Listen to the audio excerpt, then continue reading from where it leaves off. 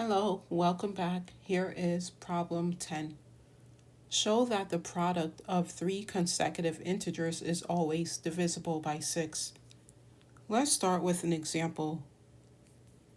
Say we have 2 times 3 times 4. That equals 24.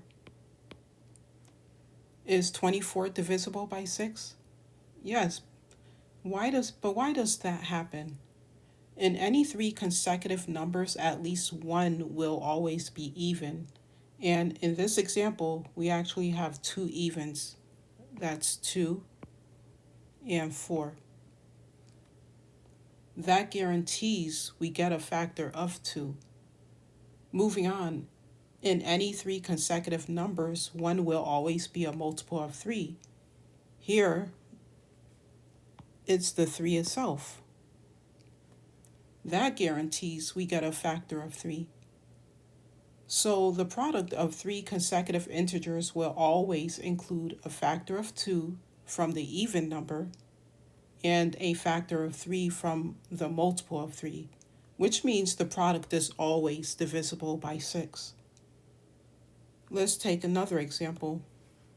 We have 5 times 6 times 7 equals 210.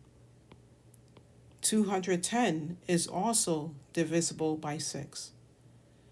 Let's take a look to find out which one is even and which one has a multiple of 3. As you can see, 6 is even, but it is also a multiple of 3. So we have a factor of 2 and a factor of 3. Let's go ahead and outline this here. So we know that n, let me get the highlighter. We know that n times the quantity n plus 1 times the quantity n plus 2 is divisible by 6, and that will always be the case. And of course, among 3 in a row, 1 is even and 1 is a multiple of 3. So the final answer is, like I pointed out, the product n times the quantity n plus 1 times the quantity n plus 2 is always divisible by 6. Great job.